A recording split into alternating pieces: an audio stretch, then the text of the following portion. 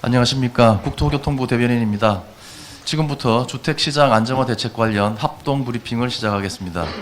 오늘 브리핑에는 구윤철 경제부총리 겸 기획재정부 장관, 김윤덕 국토교통부 장관, 윤창열 국무조정실장, 이억원 금융위원회 위원장, 임광현 국세청장께서 참석하셨습니다. 오늘 순서는 주택시장 안정화 대책에 대해 경제부총리 겸 기획재정부 장관, 국토교통부 장관, 국무조정실장, 금융위원회 위원장, 국세청장 순으로 브리핑을 하겠습니다. 공식 브리핑을 마친 후 담당 실국장이 질의응답을 하도록 하겠습니다.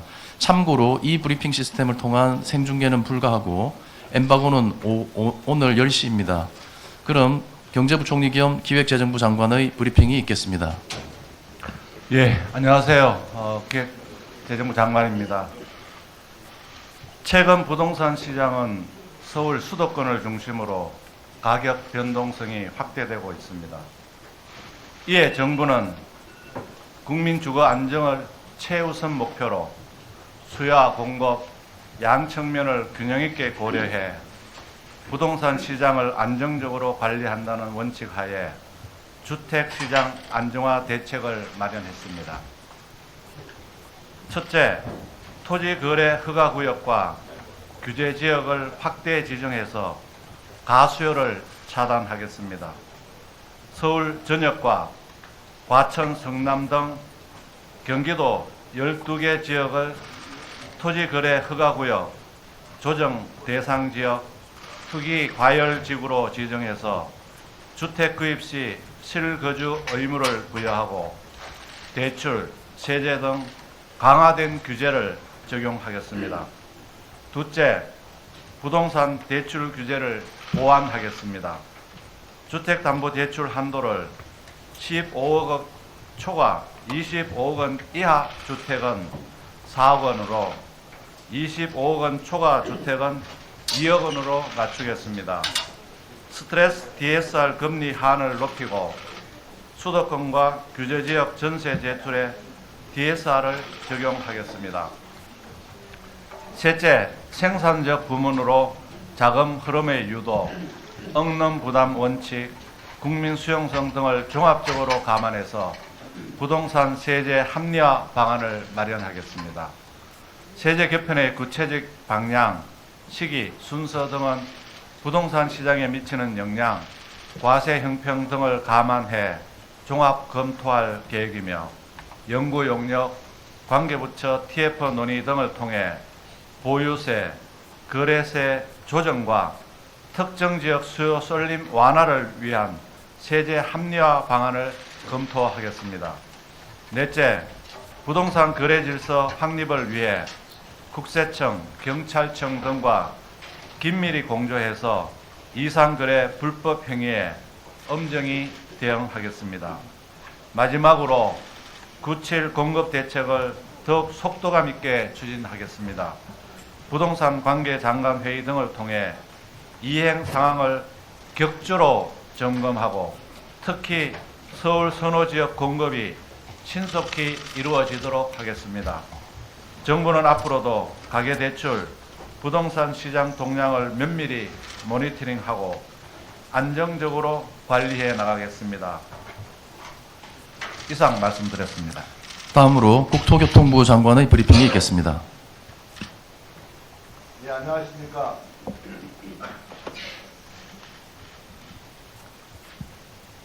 예, 안녕하십니까. 국토부 장관 김윤덕입니다. 지금부터 주택시장 안정화 대책에 대해 말씀드리겠습니다.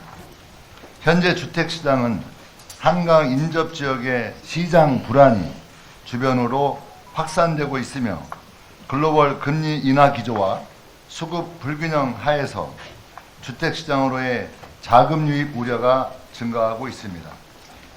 주택시장의 불안은 서민 주거 안정을 위협할 뿐만 아니라 근로 의욕 저하, 소비 위축 등으로 이어져서 경제 전반의 활력을 저해할 수 있습니다. 이에 정부는 주택시장의 불안을 조기에 차단하고 보다 생산적인 부문에 자본이 투자될 수 있도록 선제적으로 대응하고자 합니다. 먼저 주택 수요에 대한 관리를 강화하겠습니다. 주택시장 과열 우려가 있는 지역을 대상으로 조정 대상 지역과 투기 과열 지구를 추가 지정하겠습니다. 기존의 강남 3구와 용산구를 포함하여 서울시 25개 자치구 전체를 대상 지역으로 지정할 계획이며 경기도의 경우 광명, 과천, 분당 등 총 12개 지역을 추가로 지정하겠습니다. 이 지역들은 내일부터 지정에 따른 그 효력이 발생될 예정입니다.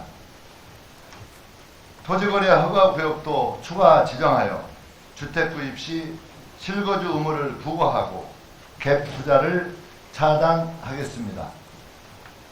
투기 과열지구 등과 동일하게 서울 전 자치구와 경기도 12개 지역을 10월 20일부터 내년 12월 31일까지 토지거래 허가구역으로 추가 지정하고 필요시 연장 또한 적극 검토하겠습니다.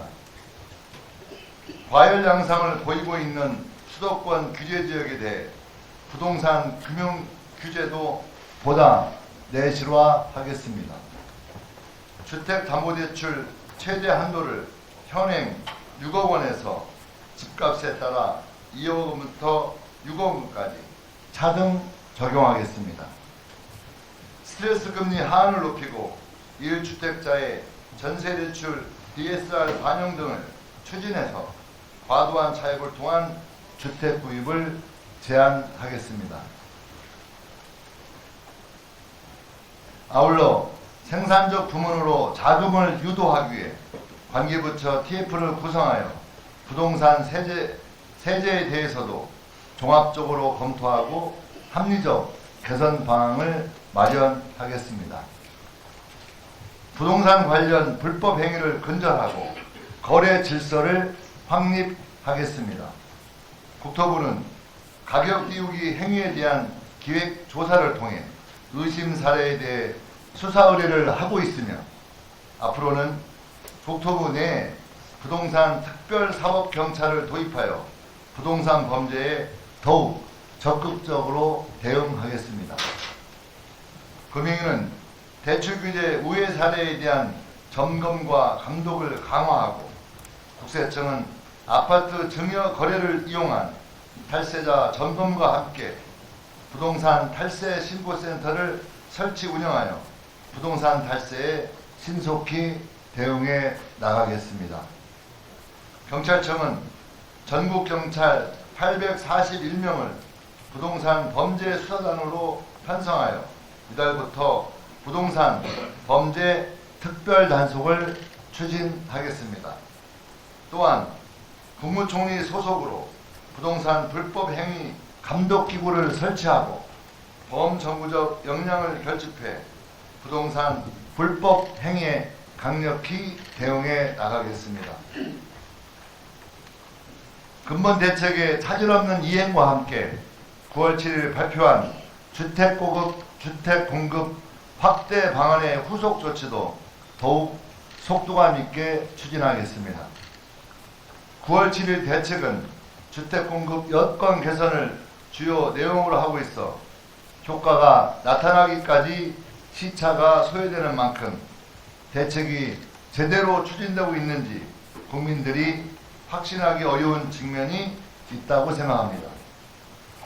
국토부 1차관을 단장으로 하는 공급대책 이행점검 TF를 출범시켜 과제별 이행계획과 추진 실적을 철저히 관리하고 국민들께 진행 상황을 신속히 보고드려 공급에 대한 신뢰를 높여 나가겠습니다.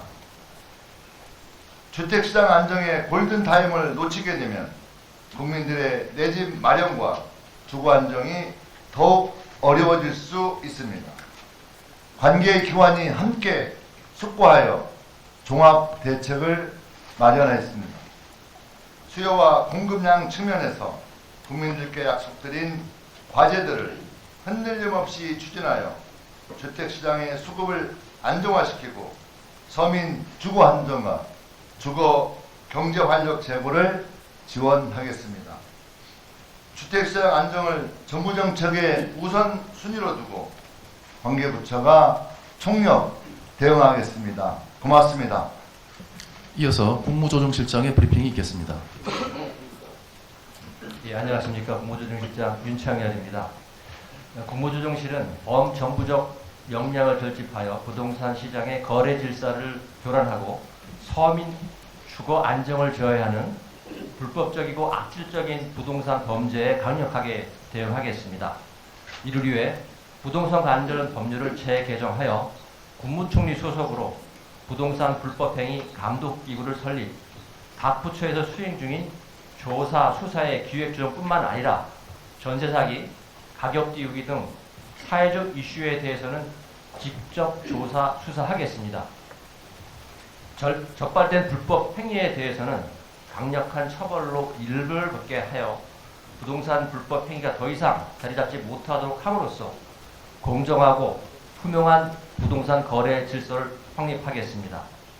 아울러 감독기구 설립 준비와 전담기구가 설립될 때까지 범정부적 부동산 불법행위 엄정 대응을 위해 우선 국무조정실, 국토부, 금융위, 국세청, 경찰청 등 관계기관으로 구성된 부동산 감독 추진단을 신속하게 구성 운영하겠습니다. 앞으로도 정부는 부동산 시장이 확고한 안정세를 보일 때까지 시장 상황에 맞춰 수요와 공급 양 측면에서의 적절한 대책을 시행해 나가도록 하겠습니다. 감사합니다. 다음으로 금융위원회 위원장의 브리핑이 있겠습니다. 예, 안녕하십니까. 금융위원회 위원장 이혁원입니다. 지난 6.27 대책 시행 이후 가계대출 증가세는 상당 부분 둔화되었으나 수도권 일부 지역을 중심으로 한 부동산 가격 상승세가 지속되고 수요자들의 불안 심리도 확산되는 등 주택시장의 과열 신호가 점점 커지고 있습니다. 이에 정부는 확고한 주택시장 안정을 위해 대출 수요에 대한 관리를 더욱 강화해 나가고자 합니다. 우선 근본 규제지역 토지거래 허가구역 확대 지정에 따라 주담대 LTV 비율이 70%에서 40%로 축소되고 전세대출, 신용대출 차주의 규제지역 주택구입 제한 등 규제지역에서 한층 강화된 대출 규제가 즉시 적용됩니다.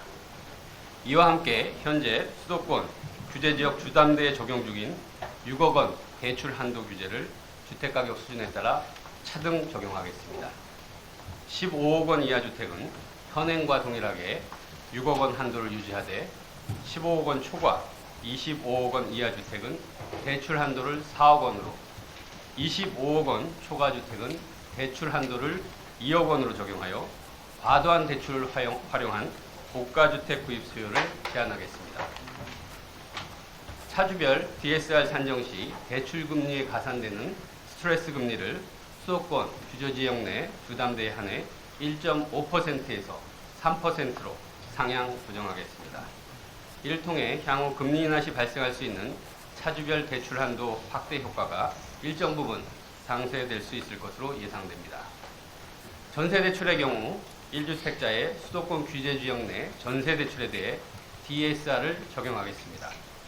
원금을 만기 일시 상환하는 전세대출의 특성을 감안하여 전세대출의 이자 상환분을 임차인의 DSR에 반영하고 근본조치의 시행 경과 등을 보아가며 전세대출 DSR 적용 대상을 단계적으로 확대해 나가겠습니다. 마지막으로 금년 9월에 발표된 은행권 주담대 위험 가중치 하한 상향 조정 조치를 당초 예정된 26년 4월보다 앞당겨 26년 1월부터 조기 시행하겠습니다. 정부는 근본 대출 규제 강화 과정에서 서민 무주택자, 실수요자 등에 대한 자금 공급은 지속하되 실수요자와 관계없는 부동산 관련 투기적 대출 수요는 더욱 촘촘하게 점검하고 엄중하게 관리해 나가겠습니다. 우리 경제의 건전하고 지속적인 성장을 위해 대출 수요가 주택시장을 불필요하게 자극하지 않도록 하고 부동산 부분으로의 자금 쏠림이 생산적 부문으로 전환될 수 있도록 최선의 노력을 다하겠습니다. 감사합니다. 마지막으로 국세청장의 브리핑이 있겠습니다. 안녕하십니까. 구세청장 임광현입니다. 최근 서울 수도권 등 일부 지역에서 시세 차익을 노린 투기성 거래와 부의 이전을 위한 편법적인 자금 조달이 꾸준히 확인되고 있습니다. 국세청은 시장 과열이 나타나는 지역의 불법, 편법적인 자금 흐름을 철저히 차단해 가수요와 투기 수요를 진정시키겠습니다. 먼저 대출 규제 확대에 따른 현금 부자들과 외국인 등의 가수요 차단을 위해 강남 4구를 포함한 한강벨트 등 고가 아파트 취득에 대해서는 자금 출처 검증을 대폭 강화하겠습니다. 시장 상황이 안정화되는 시점까지 자금 출처 조사 건수와 대상을 전면적으로 확대하는 한편 30억 원 이상 초고가 주택 거래, 고가 아파트를 취득한 외국인과 연소자에 대한 전수 검증도 지속해 나가겠습니다. 검증 결과 사업소득을 누락하거나 법인 자금을 부당하게 유출을 하여 취득한 경우 관련 사업체까지 확대해 조사하겠으며 부모 찬스로 취득한 경우 부모의 소득 원천도 검증하겠습니다. 최근 증가하고 있는 고가 아파트 증여와 관련하여 강남 4구, 마용성 등 고가 아파트 증여 거래 1,500여 건에 대해서도 빠짐없이 살펴보겠습니다. 똘똘한 한 채를 증여받고도 시세보다 훨씬 낮은 가격으로 신고하거나 매매 거래 위장, 저가 양도 등 자녀에게 변칙 증여한 건은 빈틈없이 과세하겠습니다. 또한 부담부 증여로 신고한 경우 증여받은 자녀가 담보대출금과 전세금을 실제 상환하고 있는지, 채무를 상환하더라도 부모로부터 생활비를 별도 지원받고 있는 것은 아닌지 면밀히 점검해 탈루된 세금을 철저히 추징하겠습니다. 다음, 신고가 거래 취소 등 시장을 교란시키며 불법 수익을 챙기는 것으로 의심되는 중개업소, 유튜버, 블로거 등 투기 조장 세력도 집중 검증하겠으며 부동산 플랫폼을 활용한 거래도 불법, 탈세 등 이상 거래가 없는지 살펴보겠습니다. 아울러 부동산 탈세 신고센터를 별도 설치하여 전 국민으로부터 탈세 제보를 수집하겠으며 국세청이 보유한 과세 인프라와 연계하여 신속하게 처리하겠습니다.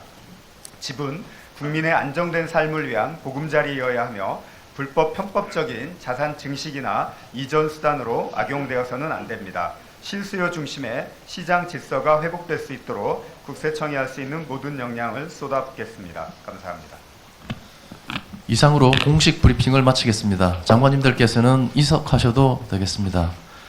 질의응답을 위해서 잠시 장내를 정돈하는 시간을 갖겠습니다.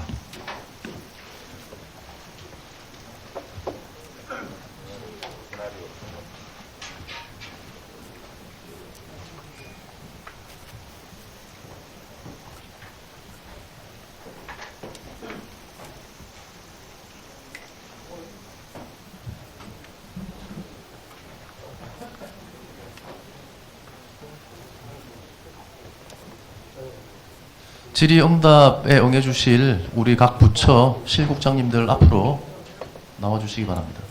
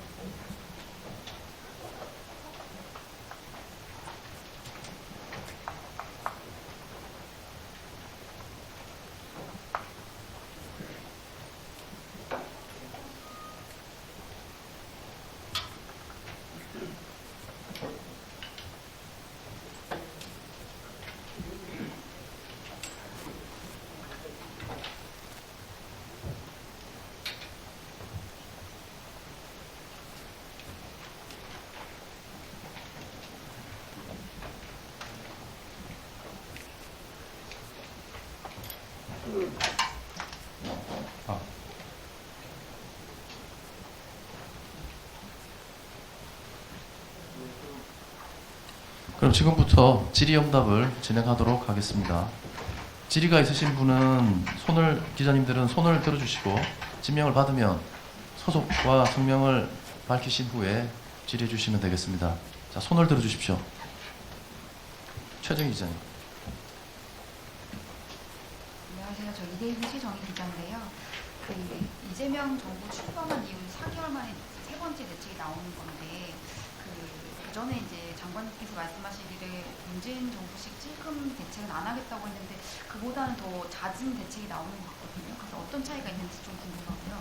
사실상 보유세 추가 강화를 예고하셨는데 추가 규제가 이제 대책이 나온 후에 몇 개월은 좀 숨고르기도 하겠지만 추가 규제 가능성을 대비해서 오히려 단기간에 집값을 다시 또 빠르게 올릴 가능성 없는지 문재인 정부 때처럼 그거에 대해서 어떻게 생각하시는지 궁금하고요.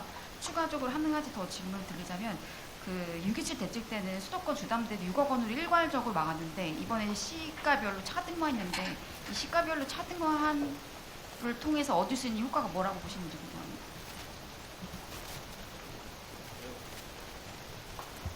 네, 그 국토부 주택토지실장입니다.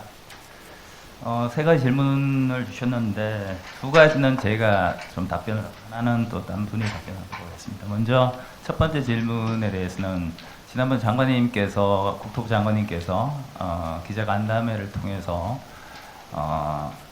이 그때 시장 상황에 따라서 단편적으로 대책을 발표하지 않고 여러 가지 금융 대책이라든가 세제라든가 종합적으로 대책을 만들어서 발표하겠다라고 말씀하셨습니다. 그런데 지금 시장 상황이 잘 아시다시피 뭐 수급 불균형에 대한 우려도 있고 또 그 추가 금리 인하에 대한 우려로 인해서 약간의 좀 불안 심리가 좀 형성되었고 그로 인해서 수요 쏠림 현상도 좀 발생하고 가격도 상당히 단기간에 좀 급등하고 있는 상황으로 인식을 하고 있고 이 적기의 시장을 대응하지 않을 경우에 추가적으로 이런 불안감이 더 확산돼서 시장이 전면적으로 좀 관리할 수 없는 상황으로까지 갈 수 있다는 판단을 했고 그래서 이번 대책에는 단순히 이제 규제 지역만 지적하는 게 아니고 규제 지역과 토지 거래 허가 구역 그리고 추가적인 대출 규제 향후 세제 개편 방향까지 담은 종합적인 대책을 발표했다는 말씀을 드리고 이번 대책의 핵심은 이거라고 생각합니다. 지금 과거에 토지 그 규제 지역을 지정할 때는 조정 대상 지역도 그렇고 투기 과열 지구도 그렇고 단계적으로 뭐 2016년부터 21년까지 계속 단계적으로 이렇게 확대해가는 방식으로 대책을 발표했기 때문에 지정 안 된 지역으로 추가적으로 풍선 효과가 발생하고 해서 효과가 크게 나타날 수 없었던 한계가 있었다고 보고 이번에는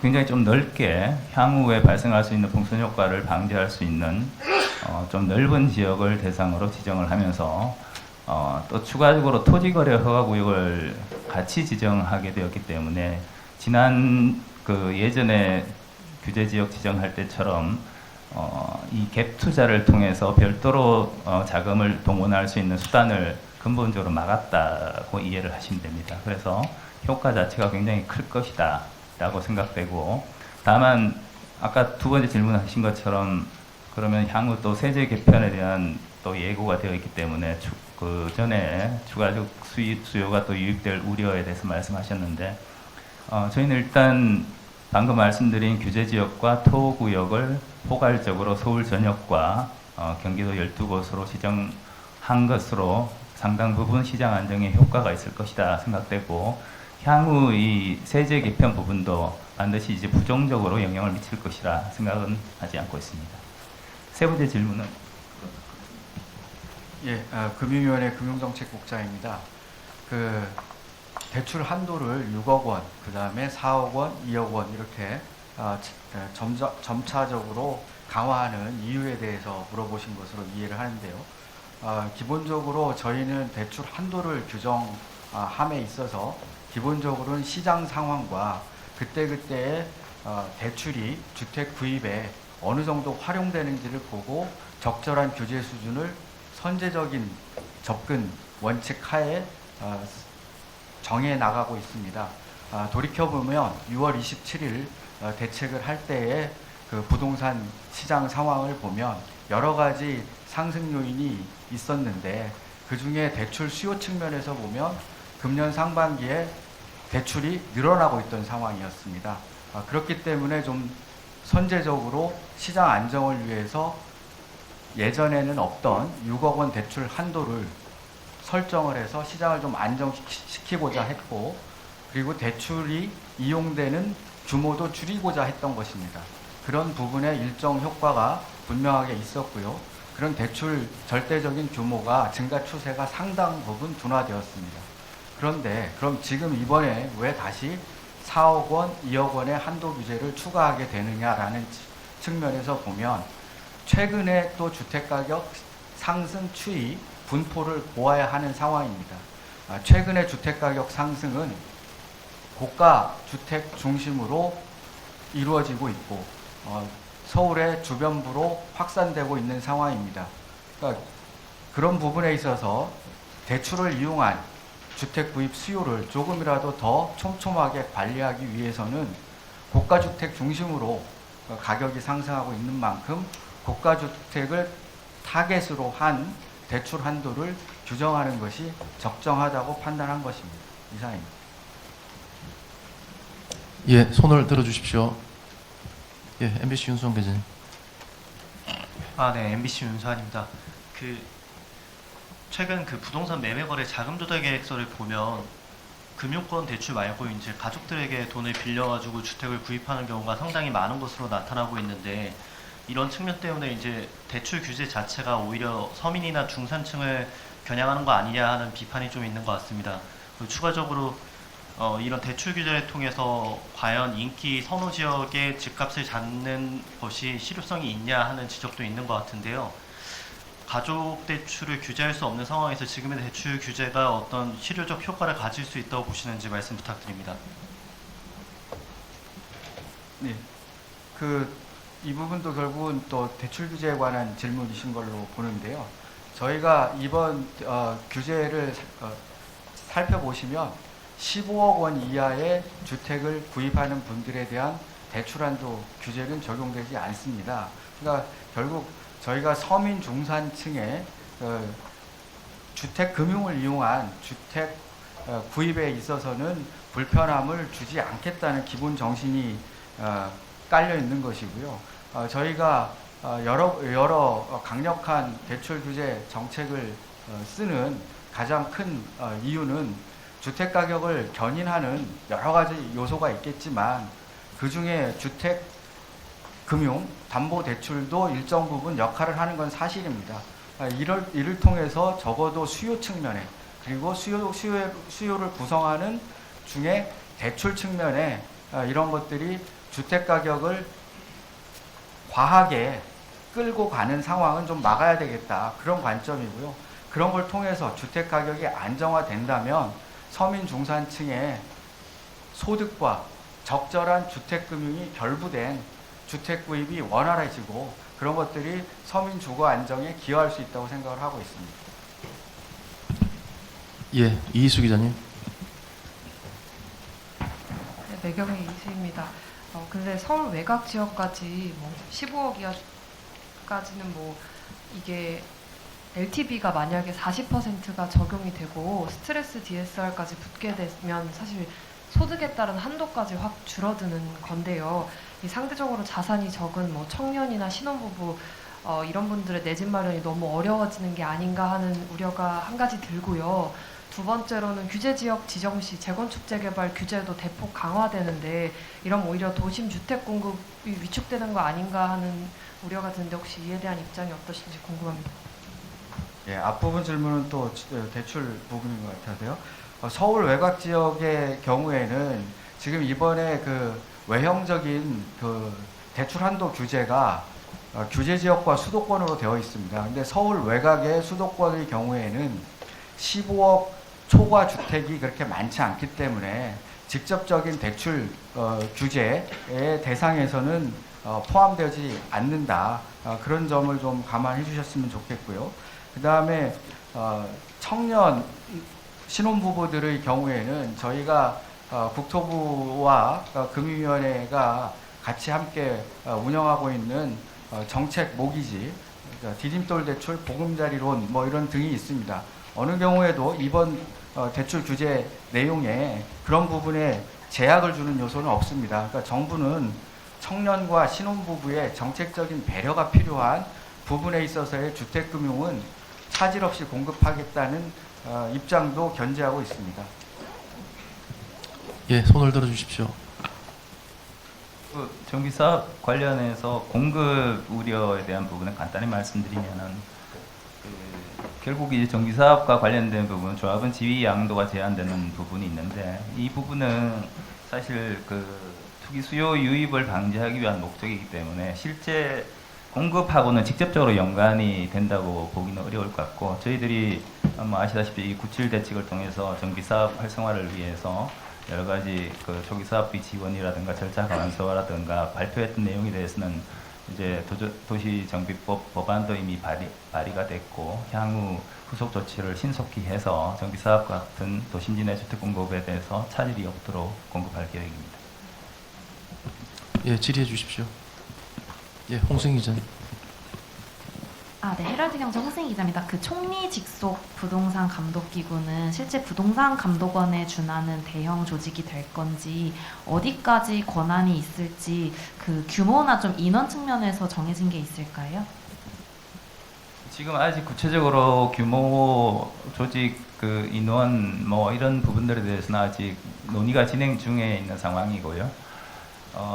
다만 이제 기존에 국토부에 있던 그 부동산 소비자 분석 기획단과 같은 부동산 시장, 부동산 거래 상황에 대한 어떤 모니터링과 조사 측면에 국한되는 게 아니라 향후에는 좀 더 강화된 기능을 통해서 감독 권한도 강화하고 향후 그 실제 수사까지 연계될 수 있는 강한 기능을 부여할 계획이고 그 부분에 대해서 지금 총리실 그리고 관계기관과 계속 협의 중에 있습니다.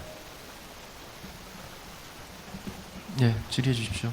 예, 위지 기자님. 네, 안녕하세요. 매일경제 위지 기자입니다. 일단 그 서울의 그 전역의 토어제를 지정하는 부분에 대해서는 서울시랑 협의가 된 것인지 궁금하고요. 그 다음에 그 민간 택지 분양가 상한제 지역이나 투기 지역은 현행을 유지하기로 했는데 이렇게 결정하신 이유도 궁금합니다.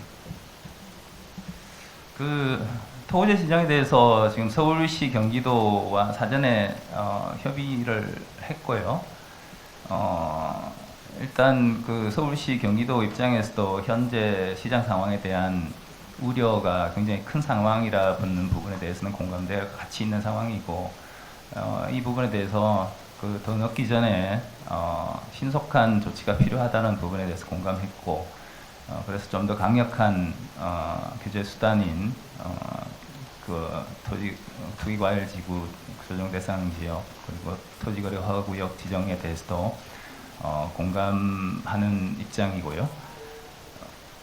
그리고 그 분상제하고 투기지역 제외되는 부분은 분상제 같은 경우에는 지금 최근에 주택가격 상승 양상이 매매 거래 그 주택 매매 과정에서 매매로 인한 주택가격 상승이라고 저희들이 판단하고 있기 때문에 어떤 분양가에 관련된 부분은 아니다라고 판단했고 그래서 향후 시장 상황에 따라서 분상제 부분은 추가적으로 저희들이 별도 검토를 거쳐서 할 수 있는 부분이 있을 걸로 보입니다. 그래서 현재 상황에서는 우선적으로 분상제나 이런 부분들은 포함시키지 않았고 우선적으로 토지거래 허가구역 규제지역 우선으로 지금 발표를 했다는 말씀을 드립니다.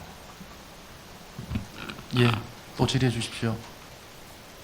예, 김지 기자님. 네, 경향신문 김지혜입니다. 네, 그 토어구역을 내년 12월까지로 유지하기로 했는데 이 기한을 이렇게 정한 이유가 무엇인지 일단 궁금하고요. 그리고 두 번째로는 그 아까 질의가 나오긴 했는데 그 서울 외곽 지역에는 LTV가 40% 적용이 되게 됐는데 이 경우에는 금융위에서 말씀하시는 대출 규제를 이중 제한을 받게 된다는 생각이 듭니다. 대출 규제를 좀 서울 외곽에서 오히려 두 번 그러니까 대출 규제가 여러 겹의 차원으로 이루어지는 이유에 대해서 거기에 대한 어떤 우려되는 사항은 없으신지 궁금합니다. 그 내년 12월 말까지 토구역을 지정하게 된 건 지금 현재 강남 3구, 용산구도 내년 12월까지 되어 있습니다. 일단 지금 저희들이 추가적으로 서울 전역에 대해서 토지거래허가 구역을 지정하면서 일단 기본적으로는 그 시기까지 맞추는 게 맞겠다는 생각이고, 향후 이제 시장 상황에 따라서 또 뭐 다른 차원에서 검토할 수 있는 부분도 있을 거라고 봅니다. 예, 또 질의해 주십시오. 아니, 예, 계속해 주십시오. 네, 그 대출 규제 관련해서 서울 외곽 지역에 관해서 다시 여쭤보시는데, 기본적으로 지금 이번에 규제가 강화되는 측면이 대출 한도에 있어서 두 가지 축이 있는 거 아니겠습니까? 규제 지역이 됨으로써 LTV 한도가 70에서 40으로 낮아집니다. 그 다음에 15억 원 초과 주택의 경우에 대출 한도가 4억 원, 25억 원 초과의 경우에 2억 원 이렇게 되니까 이게 이중 규제 아니냐 이런 생각을 하시는 것 같은데, 그걸 정확하게 이해를 하시려면 15억 원에 LTV 40%를 적용을 하면 그게 6억 원입니다. 그래서 종전에 6억 원 한도 규제가 있던 상황에서 이 규제가 되는 것이고요. 그러니까 서울 외곽 지역의 경우에 15억 원을 초과하는 주택이 그렇게 많지 않습니다. 그렇기 때문에 규제 지역이 되더라도 지금 6억 원, 4억 원 이 규제에 적용될 가능성이 별로 없게 됩니다. 그러니까 그러한 측면에서 보면 우려하시는 사항은 그렇게 크지 않을 것이라고 생각됩니다. 예, 이축복 기자님. 네, 동아일보 이축복 기자입니다. 그 금융위원 아까 말씀해 주셔서 여쭤보는데, 그 대출이 그 가격대별로 묶여 있어서 대상 지역 가격대별 아파트 물량이 어떻게 되는지 좀 공유해 주시면 좋겠고요. 그리고 또 국토부 지금 그 토지거래 허가구역 자체가 과거에 그 대규모 개발 때 투기를 방지하기 위해서 나왔던 제도인데, 이게 좀 아파트로 좀 지나치게 넓어지는 것 아닌지 그런 거에 대한 우려가 많습니다. 그 부분에 대한 좀 입장 설명도 부탁드립니다. 통계에 관해서 이제 여쭤보셨는데, 이 정부가 이 가격대별 그 주택 숫자 혹은 그 가격 대출 금액별 그 주택 숫자에 대해서 실시간으로 체크하기가 어렵습니다. 주지하시는 것처럼 주택 가격은 일주일 사이에도 이렇게 변화하고 있지 않습니까? 그렇기 때문에 그걸 현재 기준으로 말씀드리기는 좀 어려움이 있습니다. 저희가 대출 한도 규제를 15억 원과 25억 원으로 결정을 할 때 활용한 통계는 있습니다만, 그 통계가 수시로 바뀌고 이렇기 때문에 이 자리에서 통계를 밝히는 것은 오히려 시장의 불안 심리를 더 키울 수 있는 여지가 있어서 적절하지 않은 것 같습니다. 이해해 주시기 바랍니다.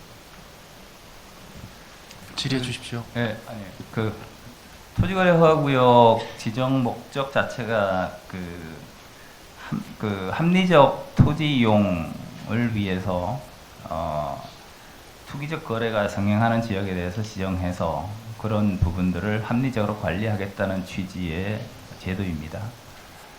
그래서 이 토지거래 허가구역을 지정하게 되면 국민 불편이 어느 정도 좀 발생하는 부분이 있는 부분은 뭐 있는 거고요. 다만 저희들이 이번에 토지거래 허가구역을 확대 지정하면서 고민했던 부분은 일단 그 국민들이 가장 관심을 가지고 있는 주거 부분에 대한 안정이 최우선 목표라고 생각되고, 주거 안정이 되어야 그 다음 단계 여러 가지 경제적 활동이라든가 이런 부분들도 원활히 진행될 수 있다고 판단했고, 그래서 원래 목적인 토지 이용의 합리적 이용에 대한 토지의 합리적 이용에 대한 부분을 이번 추가적으로 확대하는 토지거래 허가구역을 확대하는 부분에 대해서 같이 연계시켜서 생각하면은 어쨌든 주거 안정을 꾀하기 위한 목적으로 이용하는 부분이 반드시 뭐 다른 목적은 아니라고 저희들 판단했고, 이 규제를 통해서 어느 정도 주거가 안정되면은 그 자체가 바로 우리 부동산의 안정적 그 합리적 이용 목적도 달성할 수 있을 거라고 생각됩니다. 예, 또 질의해 주십시오. 예, 유호성 기자님. 한국경제 유호성입니다. 공정대상제 규제 지역 지정할 때 아파트하고 아파트가 한 동 이상 포함된 다세대 이렇게 명시하셨는데 거기에 해당되는 사례들이 몇 가구로 있는지 궁금하고요. 그리고 규제 지역 지정할 때 경기도 12개 지역을 지정하셨는데 그 포함되지 않은 지역들은 이제 조건에 맞지 않아서 포함이 되지 않았던 건지 아니면 규정의 12개 지역은 모두가 만족을 했던 것인지 일단 두 번째 질문에 대해서 당연히 규제 지역의 요건은 다 충족되는 지역을 지정했고요. 지금 뭐 투기과열 지구 같은 경우에는 그 주택가격 상승률이 물가 변동률의 1.5배 이상 되는 지역에 대해서 지정하도록 되어 있는데 모든 지역이 다 그 요건을 충족했고 그리고 그 아까 그 한 단지 내에 아파트와 연립 다세대가 같이 포함되어 있는 그 현황에 대해서 물어보셨는데 일단 그 자세한 현황에 대해서는 저희들이 좀 추가적으로 확인을 해야 될 부분이고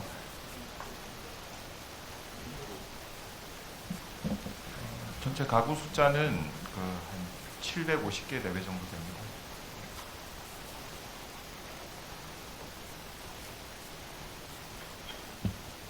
답변 다 되셨습니다. 네. 또 추가 질의 있으신가요?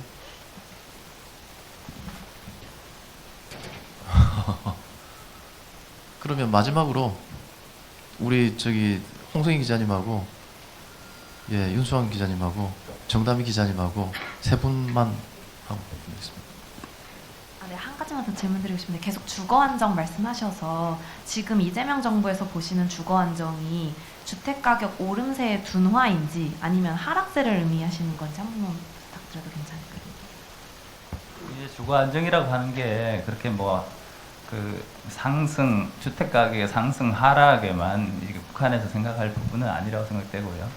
일단 국민들 대부분이 그 삶의 기본은 주거 여건이 이제 충족되어야 그 주거 부분에 대한 신경을 안 쓰고 딴 경제 활동을 할 수 있기 때문에 지금 현재 시장 상황 자체가 그 초기에는 뭐 강남 상구나 용산구나 마용성이나 이런 그 핵심 그 관심 지역 중심으로 주택 가격이 많이 상승하다가 지금은 잘 아시다시피 뭐 여러 가지 한강 지역 주변으로 계속 확산되고 있고 또 경기도까지 확산되는 상황이기 때문에 전반적으로 시장 상황이 워낙 과열되고 있는 상황이다라고 판단했고 이런 과열 상황이 계속 언론 보도를 통해서 보도되고 하면은 국민들께서 생각하시는 주거 안정에 대한 부분이 굉장히 좀 불안해질 수 있다. 그런 불안 심리가 굉장히 커질 수 있고 그런 부분들에 대한 안정을 꾀하는 측면에서 이해를 해주시면 될 것 같습니다.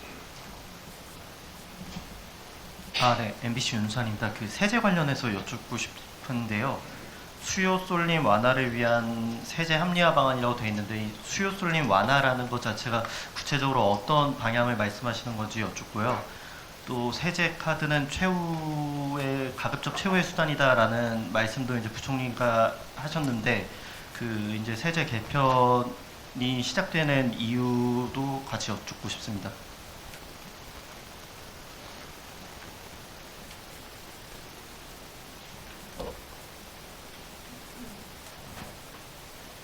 예, 그 기획재정부 재정소비세 정책관 김병철입니다. 이제 말씀하신 그 부동산 세제 관련해 가지고요. 일단 그 주택시장 주택 가격 안정을 위해 가지고 세제를 활용하는 데는 신중하게 접근해야 된다는 것이 기본적인 입장이고요. 그리고 그 부동산 정책의 목표가 조금 전에 말씀하신 국민 주거 안정이다라는 목표이기 때문에 이러한 목표를 위해서 어떠한 정책 수단도 사용할 수는 있다고 합니다.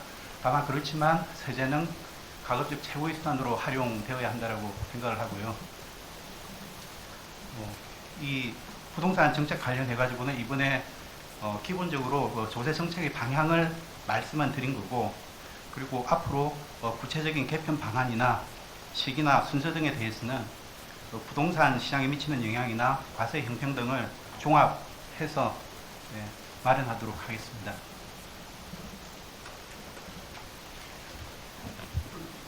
예, 정담희 기자님 마지막입니다.